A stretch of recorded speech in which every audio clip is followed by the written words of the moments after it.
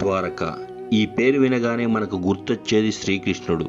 మహాభారత కాలంలో శ్రీకృష్ణుడు పాలించిన ఈ నగరం ఇప్పుడు సముద్రపు అడుగున ఉంది. భారత ఇతిహాసాలకు బలాన్ని చేకూర్చే ఆనాటి ఆనవాళ్లు ఇంకా పదిలంగా ఉన్నాయి. కృష్ణుడు పాలించిన ఈ నగరానికి ఏమైంది? సముద్రంలో ఎందుకు మునిగిపోయింది? ఆ రోజు అసలు ఏం జరిగింది? ఈ వీడియో ద్వారా తెలుసుకుందాం. హిందువులు అతి పవిత్రంగా భావించే 4 ధామాలలో ద్వారక ఒకటి. ద్వారక అనేక ద్వారాల కలది అని అర్థం. వేదవ్యాసుడు రాసిన మహాభారత కావ్యంలో ద్వారక నగరాన్ని ద్వారావతిగా పేర్కొన్నారు. ఈ నగరం గుజరాత్లోని పశ్చిమ తీరంలో ఉంది. శ్రీకృష్ణుడు మధురలో కంసుడును సంహరించాడు. దీంతో మగధరాజైన జరాసంధుడు మధురపై అనేక దండయాత్రలు చేశాడు. దీంతో శ్రీకృష్ణుడు తనతో ఉన్న యాదవులను ద్వారకకు తరలించాడు.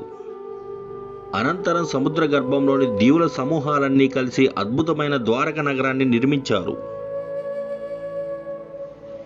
ద్వారకా నగరం సంయుక్త రాజ్య సమాహారంగా ఉండేదని పురాణాలు చెబుతున్నాయి.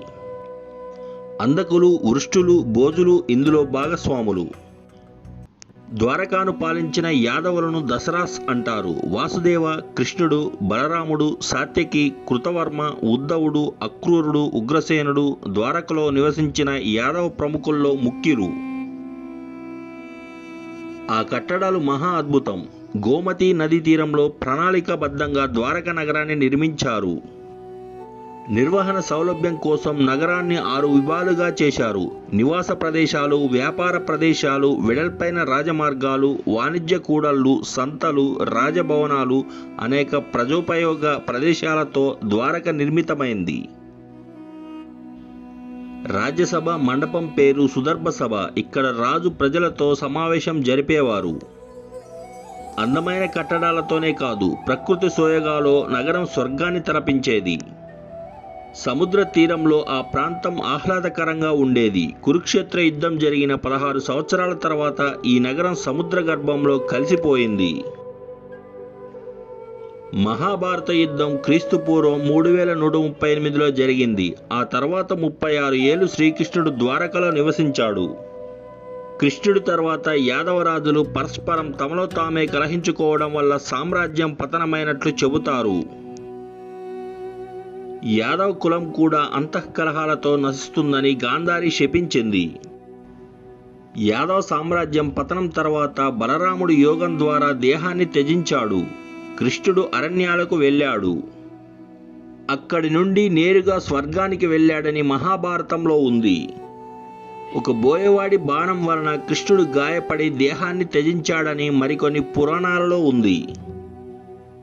శ్రీకృష్ణుడు 120 ఏళ్లు జీవించినట్లు చరిత్ర చెబుతోంది. ఆయన నిర్యాణం చెందగానే సముద్రంలో భారీ ప్రళయం ఏర్పడి ద్వారకను ముంచెత్తిందని సమాచారం. ఆ రోజు సముద్రుడు ఉవ్వెత్తున ఎగిసిపడటం తాను చూశానని అర్జునుడు మహాభారతంలో పేర్కొనడం గమనార్హం. ప్రళయానికి ముందు భారీ గాలులు వీచాయి. ప్రజల నివాసాల్లో మట్టి పాత్రలు వాటికవే పగిలిపోవడం మొదలయ్యాయి. భారీ విపత్తుకు ఇవి సంకేతాలని భావించిన శ్రీకృష్ణుడు అందరినీ సమావేశపరిచి పవిత్ర సముద్ర స్నానం చేయాలని ఆదేశించాడు. కృష్ణుడి పిలుపు మేరకు ద్వారకా విచ్చేసిన అర్జునుడికి రాబోయే విపత్తు గురించి చెప్పాడు.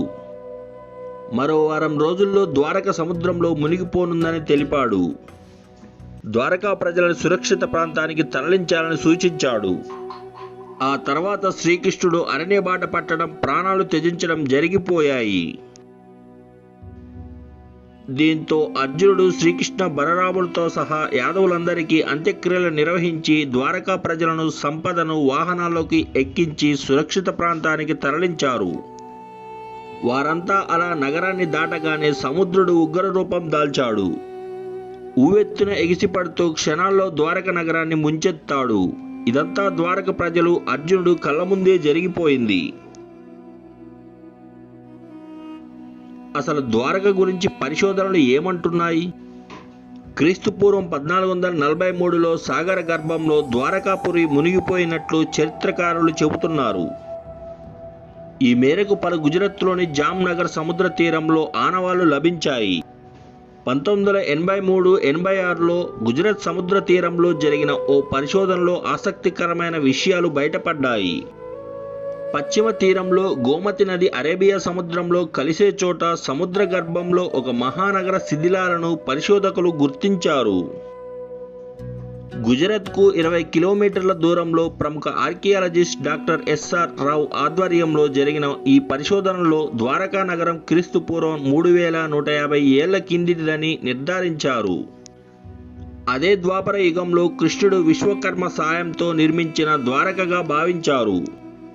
గుజరాత్ తీరం నుంచి 20 కిలోమీటర్ల దూరంలో సముద్ర గర్భంలో 40 మీటర్ల లోతులో సుమారు 9 చదరపు కిలోమీటర్ల వైశాల్యంతో ఈ చారిత్రక నగరం విస్తరించి ఉన్నట్లు గుర్తించారు.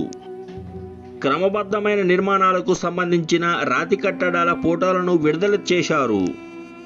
2001 నుంచి 2004 వరకు జరిగిన పరిశోధనలో ఎన్నో ఆధారాలను సేకరించారు. ప్రభుత్వ నిధులు విడుదల చేయకపోవడంతో పరిశోధనలు మధ్యలోనే నిలిచిపోయాయి. ఏది ఏమైనా ఓ మహోన్నత నగరం సముద్రం అడుగున ఇప్పటికీ చెక్కు చెదరకుండా ఉండటం నిజంగా అద్భుతం.